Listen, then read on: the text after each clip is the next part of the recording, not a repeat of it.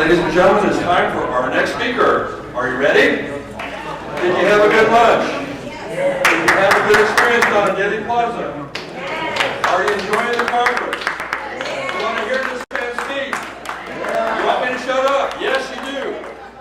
All right, ladies and gentlemen, our next speaker is a giant in the JF Conference assassination community. He's a giant literally and figuratively. Tonight, Vince Palamara is going to be speaking on the Secret Service and JFK. Vince is the world authority on the Secret Service, has spoken to both medical personnel on duty in Dallas that day, as well as retired agents.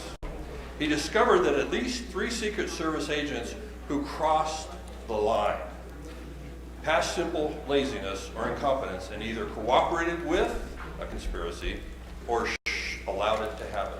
Ladies and gentlemen, please give a warm welcome to Vincent Palamara.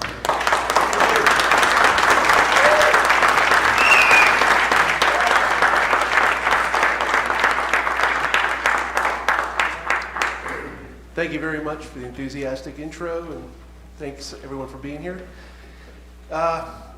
Basically that's what it is. What's your theory? Here's my fact. President Kennedy should have survived Dallas. It's as simple as that. And I have a lot of material, so we'll skip all that. Get right to it. Okay. Now, the first thing is not technically a security issue, but it is a photo coverage, eyewitness issue, and the lack thereof in Dealey Plaza. Press photo coverage involving professional eye and ear witnesses was still in motion photography. Normally, a flatbed truck was in front of the presidential limousine. Here we are, Honolulu, Hawaii, June of '63. 2 flatbed trucks, notice the arrows, in front of the presidential limousine. You wouldn't have had to rely on amateurs like Abraham Zapruder, Orville Nix, everybody else. And obviously, professional eye and ear witnesses. There you go. So that's just Hawaii. Here we are in Berlin. Again, you have agents on the rear of the limousine. We'll get to that issue in a moment. But there it is, flatbed truck. And we'll get to the $64 million question why they weren't there in Dallas. Here is a live television feed in Rome, Italy in early July of '63. Yep, that gentleman right there is filming.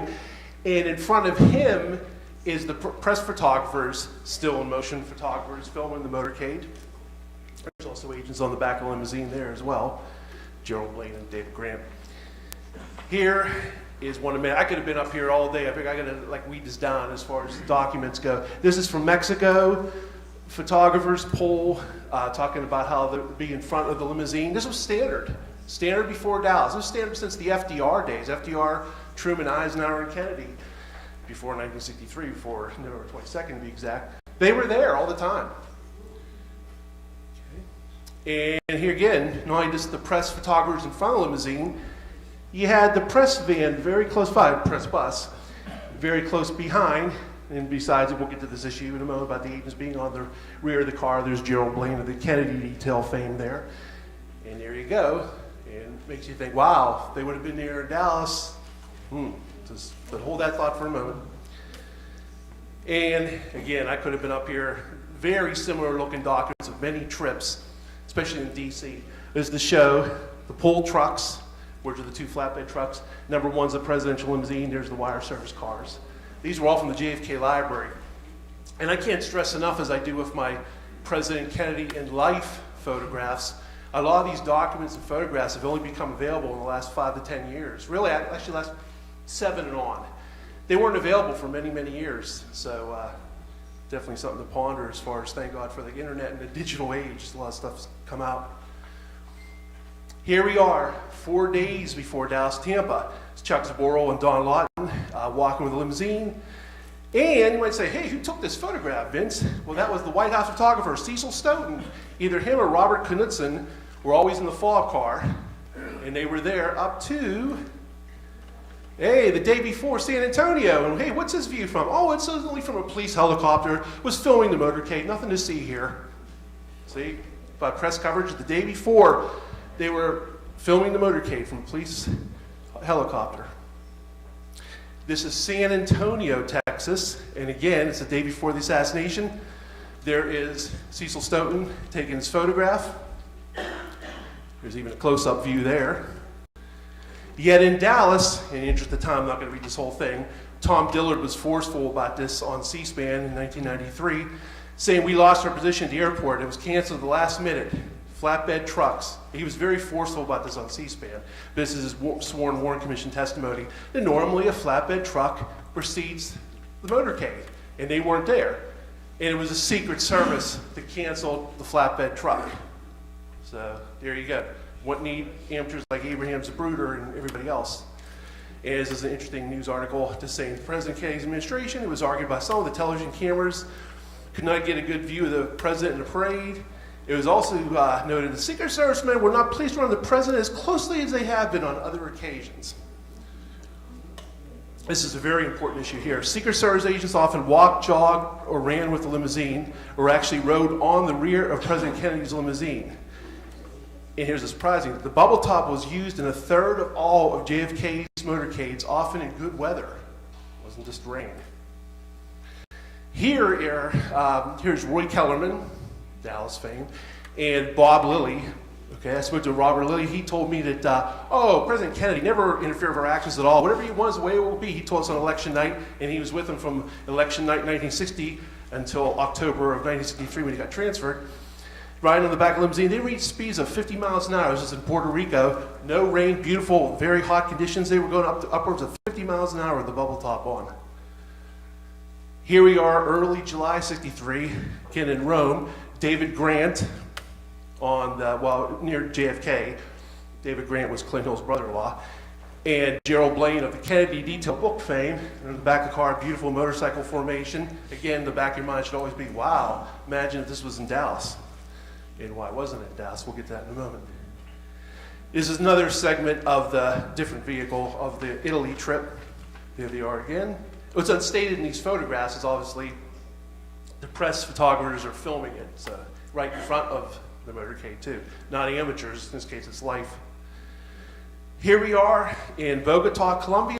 Roy Kellerman and Bob Lilly again on the back of the car. There's a full bubble top, closed follow-up car, good motorcycle formation.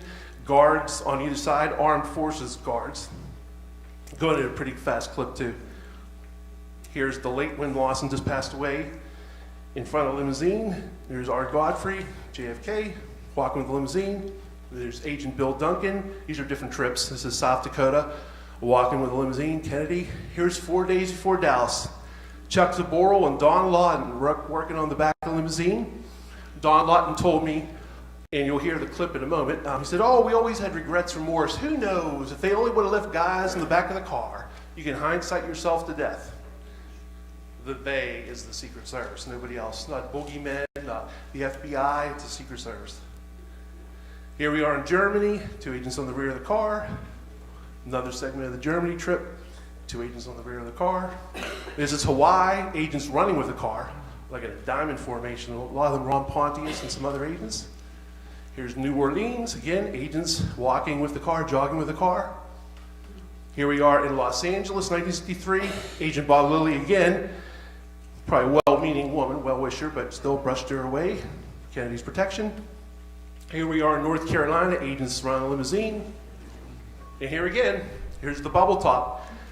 Can't stress this enough. President Kennedy used the bubble top in approximately 1/3 of all his motorcades.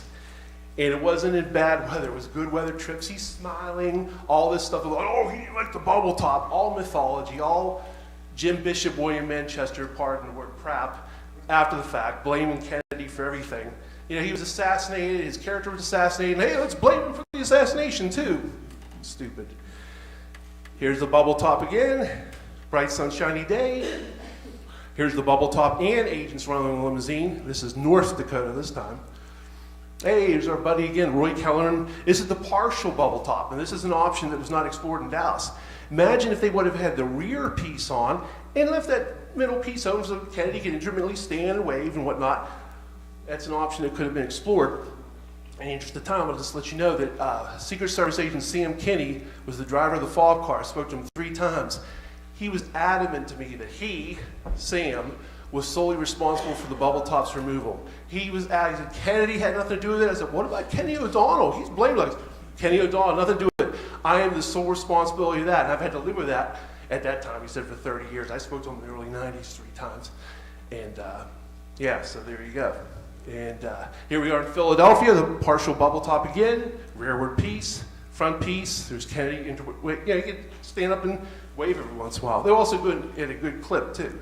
It wasn't like they were going 11 miles an hour. Here's the full bubble top again. You see the military aid in between the driver and the agent in charge. This was sent to me by a nice lady on Facebook. That's her dad guarding the bubble top limousine used in Duluth in September of 1963. This is a nighttime motorcade in West Virginia, September of 63, just a couple days later, West Virginia, and here's JFK in a bubble top, smiling. I thought he didn't like that bubble top. Didn't mind it, no rain, no nothing. It's Chicago. Oh, there's the bubble top again. Mayor Daley, hey, here's JFK smiling. I thought he didn't like the bubble top. Here it is again, a military base in the South. I'm not exactly sure right off. I think it might be Tennessee, but in any event, there's the partial bubble top. There's the Washington, D.C. bubble top. 1 month before the assassination, there's the partial bubble top, front and rear piece, the windows rolled up slightly. Imagine if that would have been there in Dallas. Again, it's the Secret Service who's in control of all this. It's not the FBI. It's not boogeymen, it's not the mafia, the Secret Service is in control of this. And there's agents surrounding the car in the Orange Bowl, Miami. There's Agent Bert DeFries in the back of the car with the full bubble top in Ireland, of all places. There's Agent Walt Coughlin, naming these men because I spoke to them, in England with the bubble top. There's agents in the back car in Boston, I think somewhere around mid-October, 63. There's Mexico, Clint Hill in his Jackie in the back of the car, full bubble top, running with a limousine, scorching hot day, no rain. Oh, Kennedy didn't mind the bubble top again. Take Jim Bishop going to Manchester office of the War Report, a huge grain of salt. Don't believe that stuff about blaming Kennedy. He's not around to defend himself. Yet in Dallas, Kennedy is literally a sitting duck. Look at that. No motorcycles by the car, no agents, obviously no bubble top, no nothing. I mean, somebody in the crowd could have threw something at him. It's terrible, terrible. Okay, and here is, look at these arrows. First one, furthest on the left, is Don Lawton. The other agent is Hank Ribka. The other one's Jack Reddy. And there's a little confusion, and part of the confusion is by myself. For the longest time, I got the two agents confused. I thought it was Don Lawton, it was Henry Ribka. Oh no, it turned out it was both agents were actually there walking, jogging the limousine. It's only Don Lawton that shows up with the more famous video footage we'll get to in a second here. Here they are. This is on the left, Agent Ribka. In front of him is Don Lawton walking with the limousine. I discovered this in 1991. Obviously, I didn't film it, but discovered in 1991 raw footage from WFAA, the ABC affiliate in Dallas. It was just raw footage, and also I'm watching the motor. I'm like, what's going on? Why are these agents, why is he waving his hand 3 times, and the other agents like pulling him away, it looked like. And here we go. Let's see here. Get this video going. One second.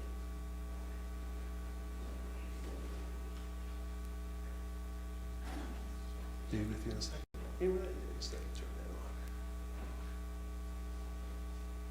Number 3, in response to political staff, agents who usually surround the limousine were pulled away so people could see the president better. One reacted by throwing up his hands in disgust. 3 times he protested, what would prove to be a fatal error. Kennedy was killed by the 3rd shot from a sniper rifle, well after agents, if they had been nearby, could have pulled him out of harm's way. Number 3, in response to political staff, agents who usually surround the limousine were pulled away so people could see the president better. One reacted by throwing up his hands in disgust. 3 times he protested, what would prove to be a fatal error. Kennedy was killed by the 3rd shot from a sniper rifle, well after agents, if they had been nearby, could have pulled him out of harm's way. Just a brief note on that. That was Discovery Channel, Secrets of the Secret Service. I was a researcher on that, and yeah, it was actually almost like an official Secret Service documentary. The actual, real Secret Service agents of the present time at that time, 10 years ago, and some former ones. And to my great amazement, they included that video clip. I didn't think they would touch it with a 10-foot pole, and they put that in there. And again, why was that agent being waved away? There you go. It was a Secret Service decision. Number 3. And then, again, imagine if those agents would have been there. Protective function. At the very least, a rear shot would have been blocked, even a frontal shot. They could have witnessed something. They could have jumped on them, prevented, less people around, less professional eye and ear witnesses. Got to think of that factor as well. Here we are, September of 1960. Well, we'll get this now. JFK and LBJ, they rode in 2 official motorcades together. Dallas, the Texas trip, and also when he was a candidate. And there's the local armed forces next to him and whatnot. He didn't mind them back then. And here we are, he's shaking hands with Chief Curry. And even though Secret Service were not officially warranted with guarding the presidents at that time or presidential candidates, there is an agent right there from the local field office, and behind him on the other side are other agents in armed forces and police. And again, he didn't mind that when he was running for the presidency in 1960 in Dallas. Gets hit, 3 years later, another motorcade, LBJ, first time since then, and there's nothing. And in the interest of time, I'll just kind of go through this a little bit, but I spoke to these gentlemen starting in the early 1990s. It's before the internet really kicked in. There was computer bulletin boards, but basically I was just an amateur stranger on the phone calling these guys. They lived in all parts of the country. I was a little amateur me. I was only in my mid-20s at the time. Didn't have a book out. Didn't have hardly anything. Nobody really knew who I was. And I was asking the same thing, and they kept on like they were reading cue cards. The #1 agent of the White House detail, I'll get to him in a second. I'll get to James Riley. Chief, no president will tell the Secret Service what they can or cannot do. That's what he testified under oath to the Warren Commission. Okay? Actually, this, okay, now I'm on the right spot. Okay, you have president. This is basically debunking the whole idea about the president being the boss of the Secret Service, which isn't true. And there you go. And then his predecessor, Huey Ballman, said the same thing, that he could legally countermand a direct decision by the president. This is a story that came out in the AP, November 15, 1963. It stated that the Secret Service can overrule even the president where his personal security is involved. George McNally, former agent, agreed. Again, in the interest of time, Mike Riley, Bill Carter. Harry Truman agreed, said the Secret Service was the only boss the President of the United States really had. Lyndon Johnson's on record saying the same thing. Bill Clinton, quoting those 2 gentlemen in 1999 in dedication of the Secret Service building in D.C., said the same thing. I have to agree, that's true. They are the only boss we have. No boss when it comes to security, mind you. Okay. And again, just more of the same in the interest of time. Basically, just saying the same thing. There's contemporary news articles saying that this whole thing, people have the tendency, think it's very natural. Think, hey, he's the commander-in-chief, he's the president of the United States. Little Secret Service, come on. When it comes to president security, the Secret Service is boss, not the other way around. So don't believe Bishop Manchester, Gerald Blaine, or Clint Hill in their books about that. Not true. Again, Kennedy ordering agents off the limit. This is what I was about to get to before when I was talking about the agents I spoke to. The #1 agent of the White House detail, Gerald Bain. I don't remember Kennedy ever saying that he didn't want anybody in the back of his car. You talk about a moment that made me want to drop the phone in shock. David Lifton talks about the Seibert and O'Neill report, was his linchpin moment. He couldn't believe the surgery of the head area. He was reading this. When he told me this on the phone, I'm stammering. I can't believe it. I don't remember Kennedy ever saying he wanted him in the back of his car. This is the #1 agent. With Kennedy he was with the Secret Service from FDR to LBJ, but he was with Kennedy from election night up to, well, he wasn't there at the time. He was on vacation, but we'll get to that in a moment. #2 agent, Floyd Bourne, was adamant to me 3 different times. JFK was very easygoing. He could interfere with our actions at all, never did. He was a very nice man. And he said the same thing. And Bill Adams, I don't know whatever happened to this researcher from California 20 years ago, good guy. Him and I pried out of the JFK Library release of Floyd Bourning's 1976 oral history of the JFK Library. And he says that JFK and his staff were very cooperative with the Secret Service. Nothing about, oh, he wore us off the car, and all this other stuff. The advance agent for Dallas wrote to me a letter from 2004. I don't know of any standing orders for the agent to stay off the back of the car. It never came to my attention as such. Winston Lawson was the lead advance agent. If anybody's going to know about it, would be him. He didn't know. Whew. Art Godfrey, same thing. Shift leader. These are the brass and secret stars. It's not like little, like Gerald Blaine is a buck private. These are the guys who are, the top guys. He's saying the same thing. There's no truth to this thing about Kennedy ordering us off the car. It's baloney. C.M. Kinney, driver of the FOB car in Dallas, Tampa, and many other stops, said the same thing. Oh no, there's no truth to that at all. And you'll get to hear some of these audio clips in a moment. Bob Lilly, like I mentioned before, he was extremely cooperative. Whatever you guys want is the way it will be. Don Lawton, he said, not only did he say to me that, if only they would have left guys in the back of the car, in hindsight yourself to death. He also, in 2013, it came out in an article, a woman friend of his that was in the Army said that, he always regretted not being in the back of the car. I should have been there. Dave Powers, arguably Kennedy's best friend on countless motorcades, said the same thing. In a letter to me from 1993, the agents never had to be told to get out of the back of the car. And two researcher friends of mine, independently of myself, spoke to Dave Powers and conveyed the same thing to me. And they were excited when they read it. Vince, you're not going to believe he said the same thing to me. I actually spoke to him at the JFK library in the 80s, the 90s, whatnot. Says, oh no, he didn't have time for that. He's too busy running the government to look back with his bad back. I don't want you guys on the back of the car. People don't think about the logistics of this stuff. And again, it's just more, this whole thing about Kennedy ordering agents off the limo is debunked. Sam Solomon I spoke to, Frank Stoner, Gerald O'Rourke, agents on the Texas trip, Vincent Barras, famous for protecting Truman during the assassination attempt, Larry Newman. Here's an interesting one. Gerald Blaine, the author of the Kennedy Detail, years before his book came out, said, JFK was very cooperative. He didn't interfere with our actions.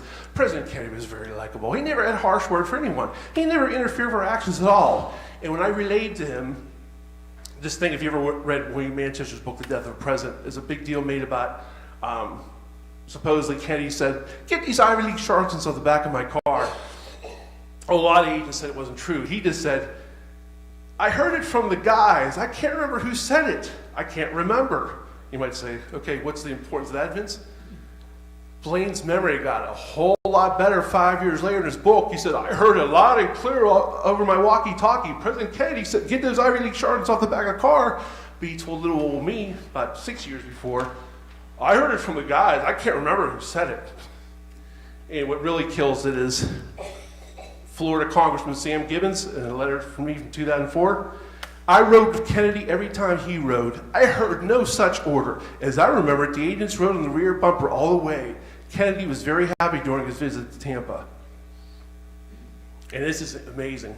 The audio is real bad. It's on my YouTube channel, so I didn't put a clip of that. But Rocky Stone, Fort Worth, Texas policeman, that day on NBC, he said, and you can read this for yourself, but it's basically, he said, and again, a little slip of the tongue the way he spoke, so there's a little bit of weird grammar, but he said, they said that he always went by their decisions to protect him, that he was always considerate of their fact, that he never tried to do anything that they thought was against the rules in which to protect him. And again, they had nothing but praise for President Kennedy, his manner in which he felt about the Secret Service men. They said he was by far the most considerate of them and their feelings than any other president.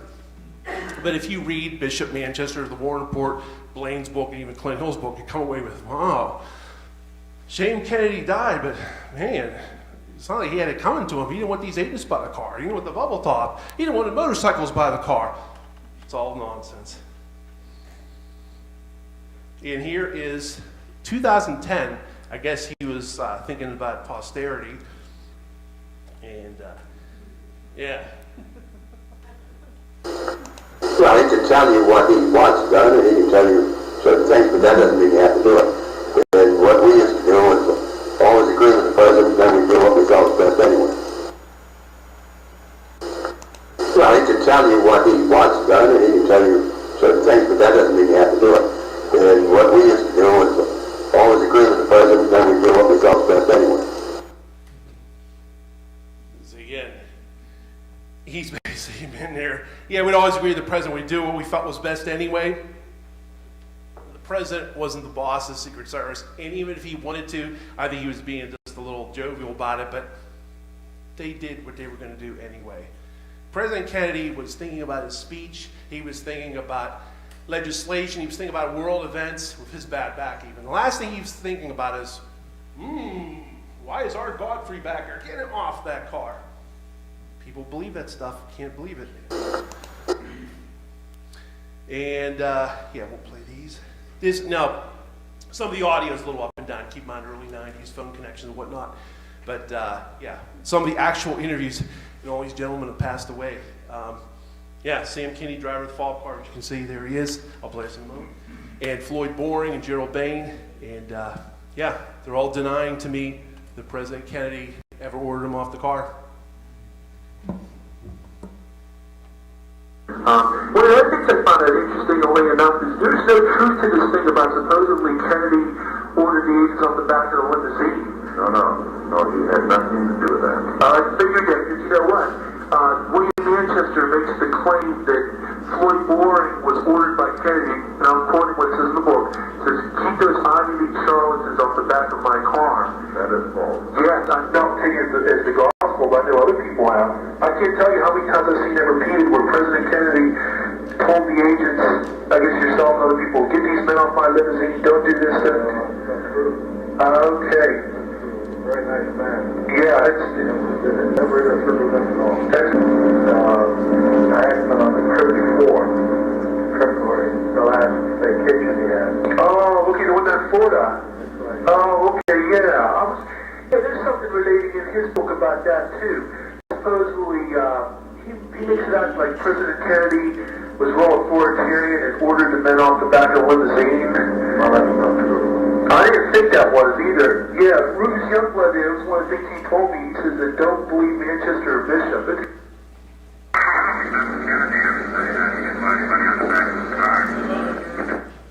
And the White House.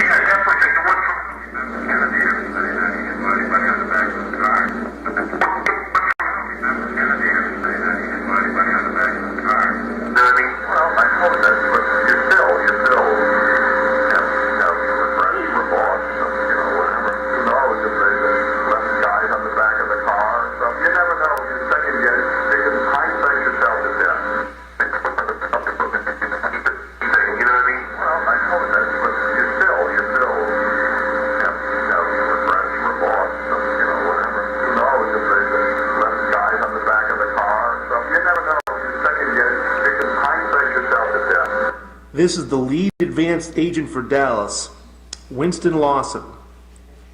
Keep in mind, the lead advanced agent for Dallas, Winston Lawson. This is an amazing letter he wrote me in January 12th, 2004. I do not know of any standing orders for the agents to stay off the back of the car. After all, foothold and handholds were built into that particular vehicle. I am sure it would have been on a case-by-case basis depending on the event, intelligence, threats, etc. Keep in mind, ostensibly, officially, allegedly, there were no threats found in Dallas. Jerry Bain, a special agent in charge of the White House detail, as it was known then, Presidential Protective Division currently, would have been privy to that type of info more than I. See my other video where Bain adamantly denies that President Kennedy ever ordered the agents off the car. However, it never came to my attention as such. I am certain that agents were on the back on certain occasions. Again, I do not know of any standing orders for the agents to stay off the back of the car. However, it never came to my attention as such. This totally debunks the Kennedy detail. Here's the fateful Tampa motorcade of November 18th, 1963. This is Congressman Sam Gibbons. There's JFK, Senator Smathers, Agent Don Lawton, Agent Chuck Zaboril, Agent Floyd Boring, Agent Bill Greer. Let's focus on Congressman Gibbons. What did Congressman Gibbons have to say about the whole notion of JFK allegedly ordering the agents off the car in Tampa? Here's what he told me in this letter dated January 15th, 2004, years before the Kennedy detail saw the light of day. I rode with Kennedy every time he rode. I heard no such order. As I remember it, the agents rode on the rear bumper all the way. Kennedy was very happy during his visit to Tampa. Sam Gibbons. This is an amazing letter from Dave Powers, arguably JFK's best friend for years and the former curator of the JFK Library. September 10th, 1993. Okay. Also, unless they were running along beside the limo, the Secret Service rode in a car behind the president. So no, they never had to be told to get off the limo. And some actual clips of motorcades here. I thought it would be good to play these clips and show some of the letters. Well, the other guy had a lectern to sit there and tell you that'd be good to have. If you want some of the audio visual, yeah, some of the audio is like a dime depending on the source. Actually hear them. They're like, yeah, a lot of these gentlemen, well, all these gentlemen have passed away now, so. Thus, the motorcade streets of Berlin began. The entire route was lined with people who had waited hours to see the president, the man dedicated to the defense of peace and freedom. Never before had the Berlin Agents on the rear of the car, standard stuff. The audio is not important on these clips. They're just, you got the Irish jig music in there. It's from trip to Ireland. Hey, there's the press pool in front, filming the motorcade. Look at all those motorcycles. In a moment, you'll see some of my, I'd call them friends, but I don't know if they think of me that way, but some of the former agents, Sam Sullivan, Gerald Blaine of the Kennedy Detail, Ron Pontius, Win Lawson's also on the back of the car there. They're using the fob car because the limousine broke down. I think it was in Belfast, one of the legs of the trip. Sometimes you'll see the SX 100, sometimes you'll see the halfback. Here we are in Italy. It's Win Lawson on the left getting on the back of the car. There's Gerald Blaine of the Kennedy Detail. Ooh, forget you saw that clip. Gerald Blaine said that they weren't supposed to be in the back of the car. Ooh. Note the sarcasm. Was killed. Listen. The Secret Service agents normally walk directly beside the car on either side. We do not see any in this photograph, but usually 2 or 3 Secret Service agents will walk on either side of the car so that they are there to spot anyone who looks like a troublemaker. That was from that day. It's Ron Gardner. And this is amazing. This came out a few years ago on YouTube. And again, the audio is not important for this part. This is JFK's trip to San Diego. And you're going to see, they're even going to note it in the narration in a moment, a whole bunch of Marines on each side of the street. You're going to see the press buses and front press flatbed trucks, I should say. Knowing that the president's about to go by. The band in the background, Crawford High School band, striking up. Hoping that the president will be here any moment and wanting to You can see them right there. The narrator says they're 5 or 6 feet apart. May I again point out that the picture you see is not from 54th and El Cajon. The 2 press trucks, including a live mobile feed, still in motion photography, and more importantly, Marines facing the crowd 5 to 6 feet apart. It's from a vantage point about 4 blocks west of where we are, looking west and seeing the first of the motorcade as it goes by.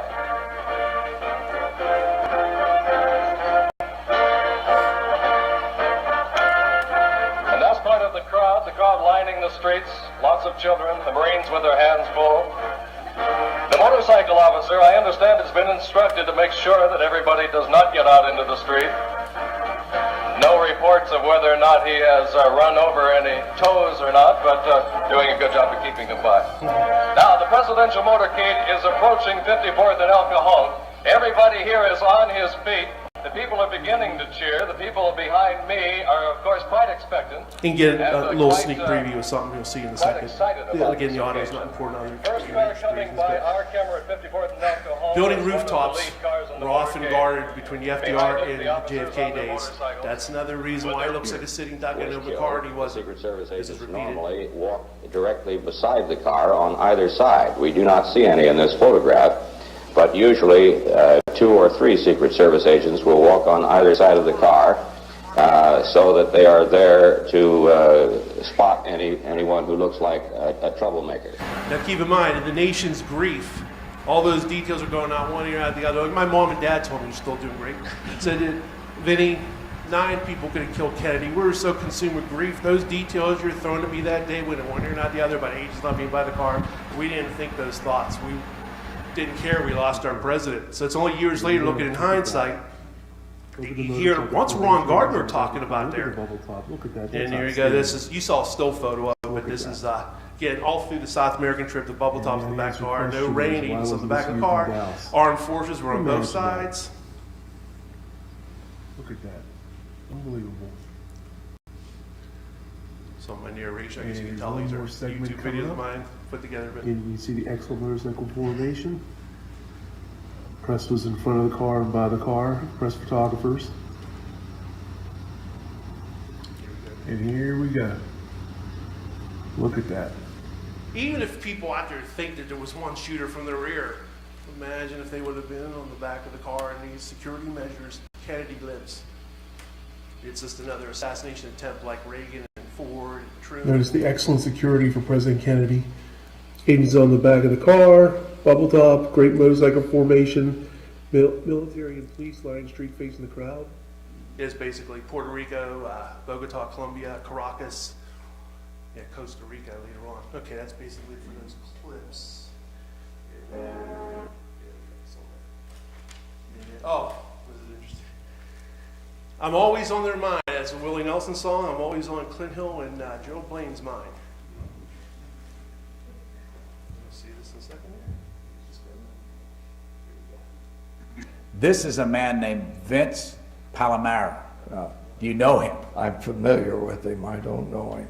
He says that, I guess, we'll talk about this, that he sent you a 22-page letter. I recall receiving a letter which... And this man's name is Vince Palamara. He's a citizen who has taken it on his own to become an expert. He's from Pennsylvania, and I don't know him. I've never talked to him. I've just seen it on the web. And he is, I believe he's a graduate of Duquesne University. So let's watch this, and I'll get your reaction to it. There never would have been a book if I didn't send a 22-page letter, okay, to Clint Hill that pissed him off so much that his very good friend Jerry Blaine came out with this book as a counter. It's very obvious it's a thinly veiled attempt to rewrite history and to blame President Kennedy without trying to blame him for his own assassination. The fellow we talked about in the last interview, Vince Palamara, you seen his letter? No, he's been critical of Well, I'll accept his. Are you worried that he's being... Well, maybe he has some secret agenda, I don't know. Secret agenda? This is a man... Like I said, little old amateur me out in the wilderness, but here's Gerald Blaine and Clint Hill with their buddy Brian Lamb, the CEO, and they got to bring up little old amateur me. I didn't know, if you watch the videos and the whole, it's out of context. I talk about Jackie in Pakistan and blah, blah, blah, and John Jr. This gentleman, Vince Palamara. And then it comes up again, second time, my wife and I, Amanda, were watching 2012. They won't mention me again, come on.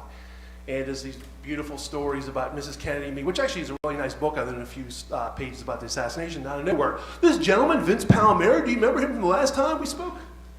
This is before my first book was out. And I didn't even have a book published yet. I was just the amateur out in the woods, you know? And I was like, and thou protest this too much? Why were they doing that?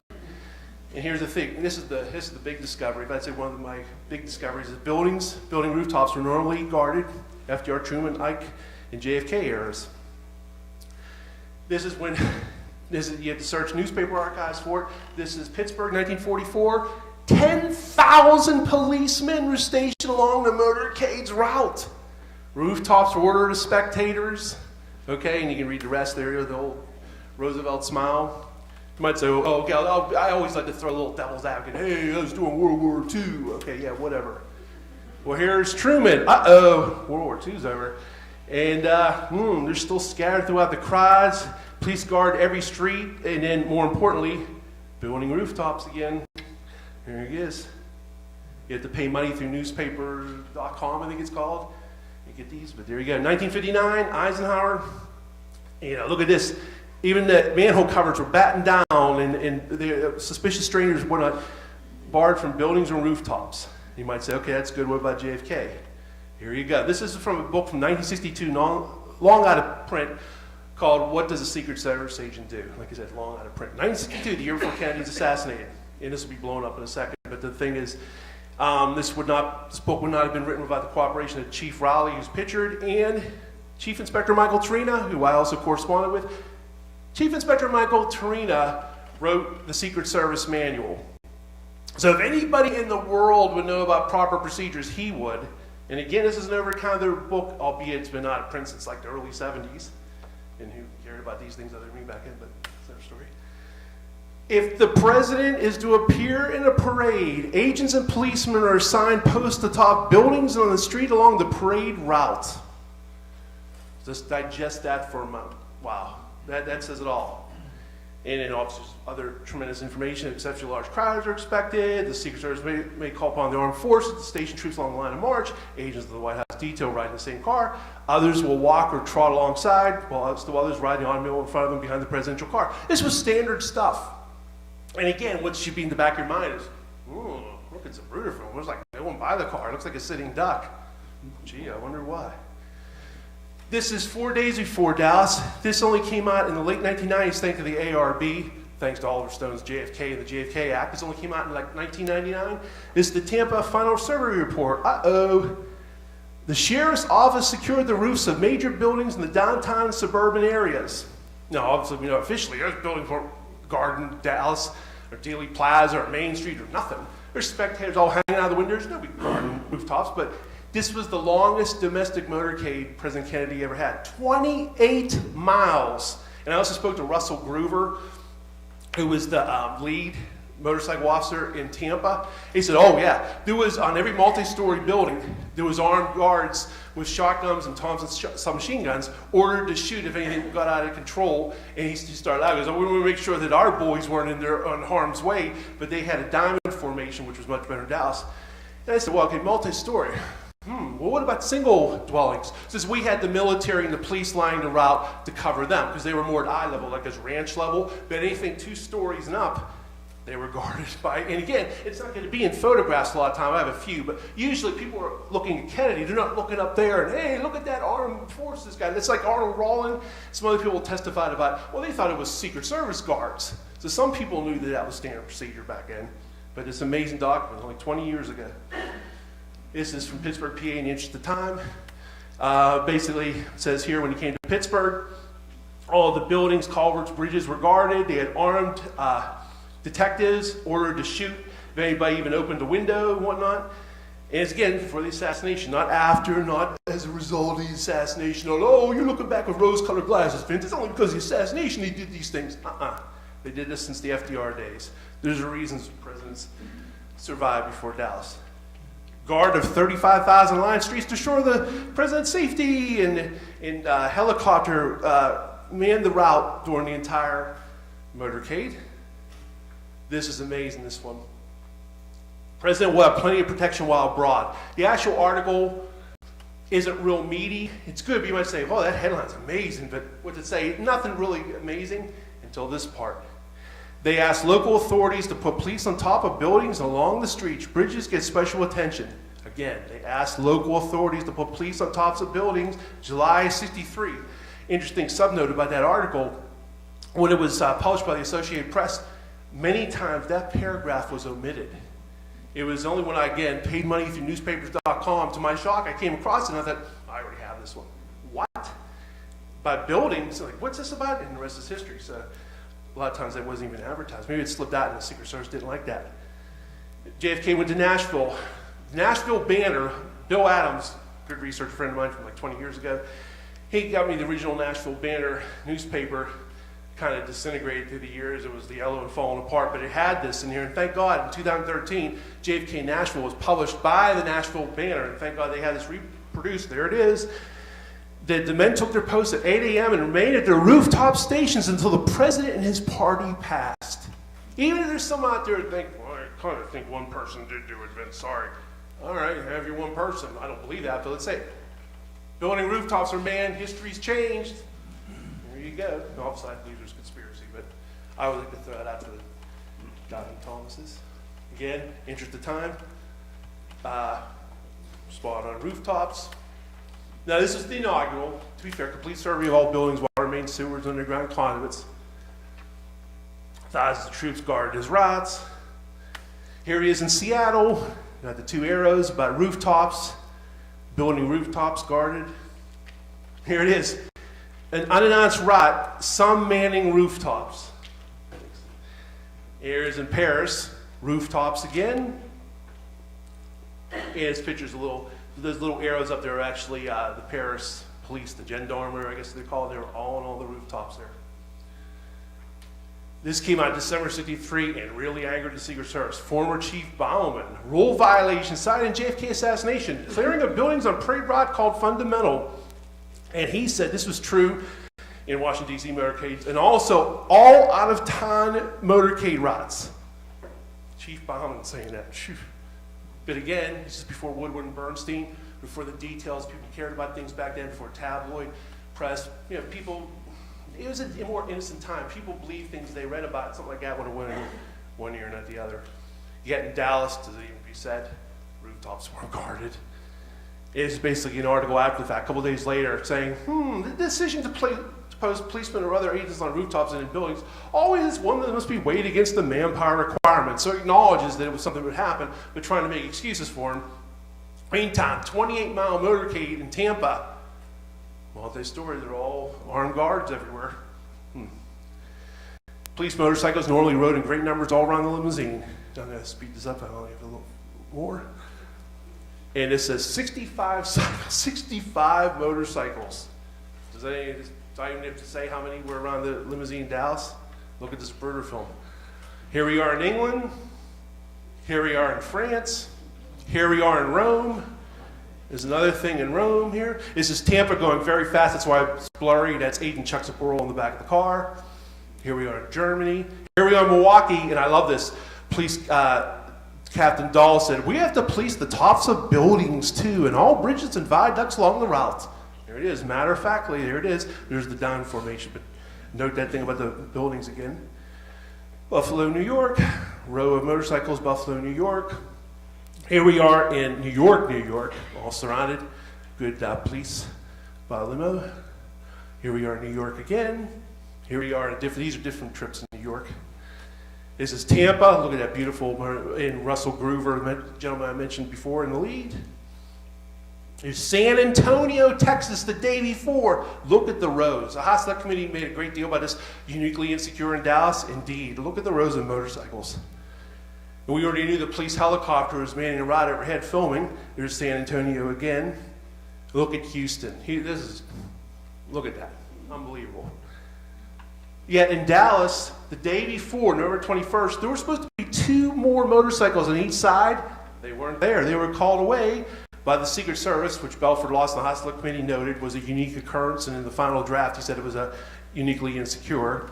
There's Mr. Lawson, who felt that 8 motorcycles were too many, so he moved them aside. There's Marion Baker of the Dallas Police Department said, yeah, they didn't want us by the car, testified to the Warren Commission. So did B.J. Martin. They instructed us that they didn't want anyone riding past the president's car, and we were to ride to the rear of his car. I think that's all, officer. Kind of reminds you of Zapruder. Oh, that's enough, Mr. Zapruder, about shots coming from behind.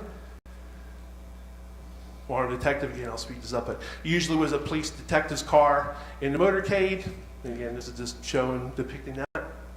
In Chicago, they did get wind of a threat in Chicago. Again, there was prior threats before Dallas. Don Lawton rode on the back of the car. They had 6 motorcycles surrounding the limousine, and they had a detective's car filled with armed men. Here they are in Pittsburgh, armed men in a detective's car. Here they are in Costa Rica, jeep with military men surrounding the agents surrounding the limousine. In Dallas, Chief Curry wanted the detective's car there. It was canceled. Will Fritz wanted his men there. They were canceled the day before. Here's Seth Canner. Will Fritz's men called off night before by Secret Service had planned to ride a closed car with machine guns and car behind President. And police and military line the streets and buildings.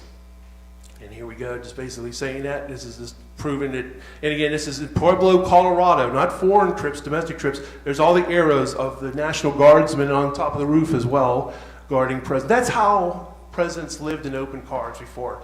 Speed, good intelligence, military men line the street, police line the street facing the crowd, many undercover detectives in the crowds, agents on or near the rear of the car, partial bubble sometimes. It's not just luck rubbing a rabbit's foot. There's a reason why presidents live. And you can't think of today with terrorism and looking at even these pictures, oh, he's a sitting duck. You got to think of the 40s, 50s, and 60s. You got to think of a time when it was a single, rifle shot. It was pistols before terrorism.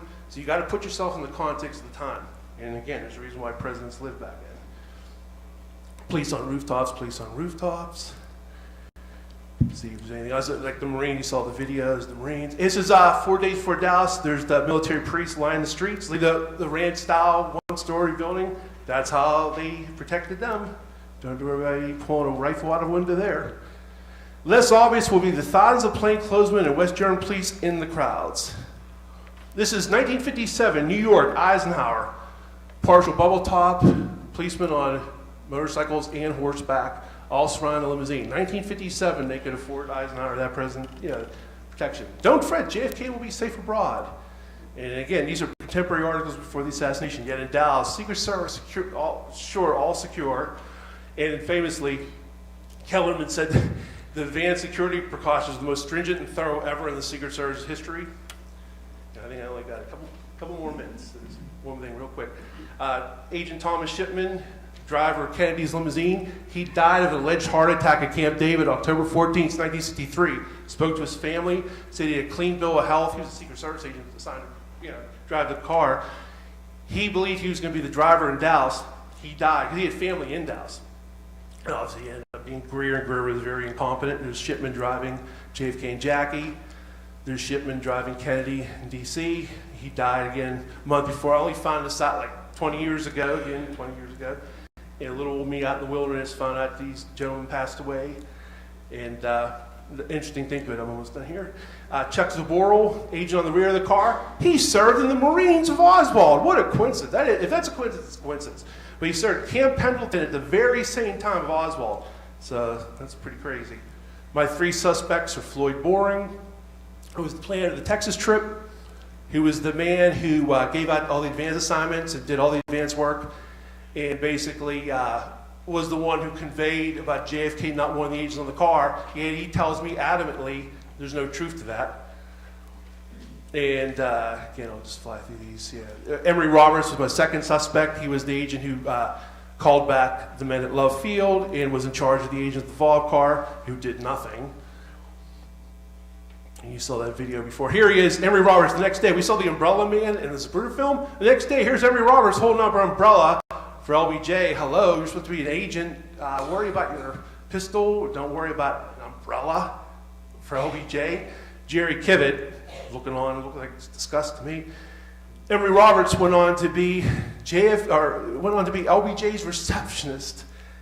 So a current Secret Service, still current agent, went on to be LBJ's receptionist.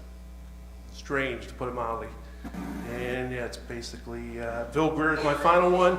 Bill Greer. This will be the final clip. It's only 40 seconds. Let Dave Powers speak for me. The President's friend, Dave Powers, now director of the Kennedy Library in Boston, remembers talking to a grief-stricken Bill Greer, the Secret Service agent who drove Kennedy's car. What if they'd sped out of Dealey Plaza after the first shots, but before the fatal one? I thought it always, and so did he, but Bill, all those agents were very close to us, and they felt so bad. If the driver of the President's car had stepped on the gas after the first 2 shots, yes, the President would be alive today, and he'd be 71 years old, and he'd be the director here.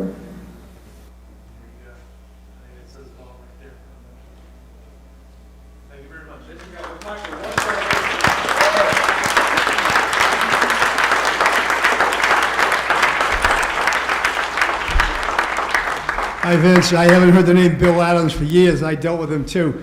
I got just a couple of quick things to go through here because I think they're important. First of all, I'm acknowledged briefly in the Survivor's Guilt book.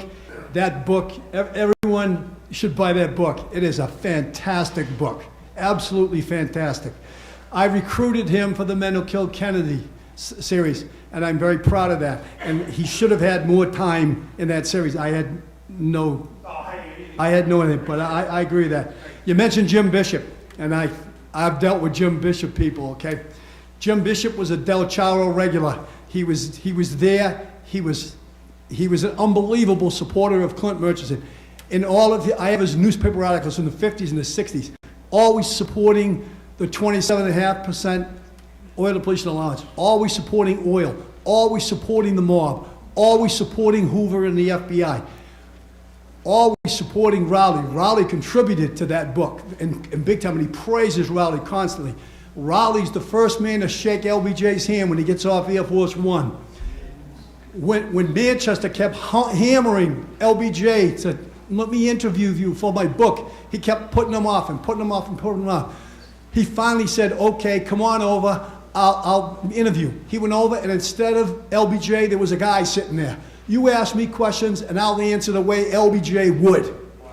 And there was a squawk box. I'm almost done. There was a squawk box. It's obviously Johnson on the squawk box. And every time the guy who was answering said something that Johnson didn't like, the little red light would go on, and the guy had to run in the back and get the right answer and come back and amend it. That man was Jack Valenti. Okay? Jack Valenti. All right? It's Valenti who is the man who invited Kennedy to the Albert Thomas dinner the night before. That's how they got him there. Not all that other stuff, just like you point out, all the other lies and myths. Okay? Then then Bishop says, I'm going to write a book on the assassination. He goes to LBJ. No problem. LBJ and Lady Bird cooperate with Bishop completely. And finally, I met Dave Powers. I talked about him yesterday. He absolutely believed in a grassy knoll right shooter, and I showed him a gunman on the other knoll, and his eyes nearly came out of his head. I think that covers everything. Thank you.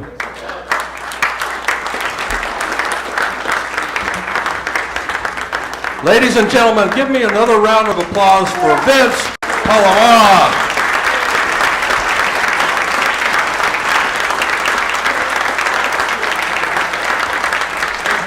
Appreciate it.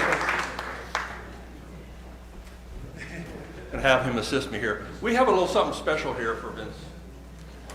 On behalf of the JFK Assassination Conference, we are awarding him with the Justice for John F. Kennedy Award from the JFK Assassination Conference for 2019.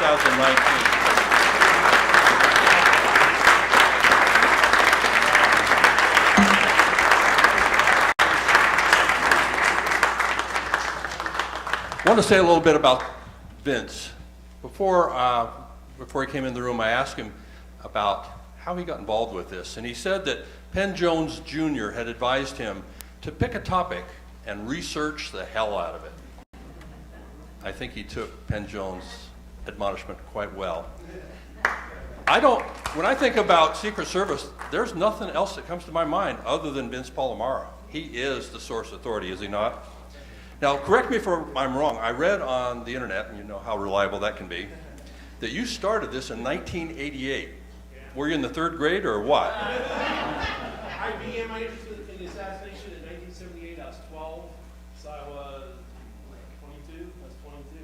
My mom and dad still doing great. Huge Kennedy fans. My mom still cries on certain occasions about President Kennedy. It really affected them deeply.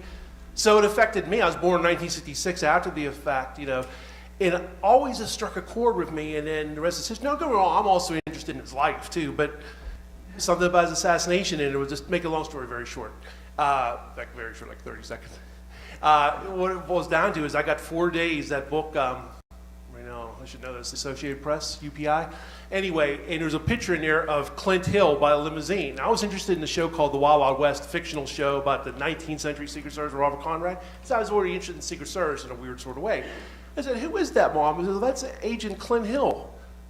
Some reason it just resonated for me. From that moment on, I just started looking at the Secret Service. It was all secondary sources at first, but then I got into primary sources, and it was in the early 90s. In fact, I don't know if Dr. Weck's still here. He called me in 1991, and he doesn't even know. I don't think he was actually a linchpin for me. He says, you know what you should do? Because I even admitted at the time in 1991, I didn't actually speak to any agents. He says, you should do that. You should maybe think about primary research in his wonderful voice. And I started to do that. So actually, Dr. Wecht, wherever you are, it's your main impetus as well. So my parents and Dr. Wecht. All right. One more time, ladies and gentlemen, Vince Palamara.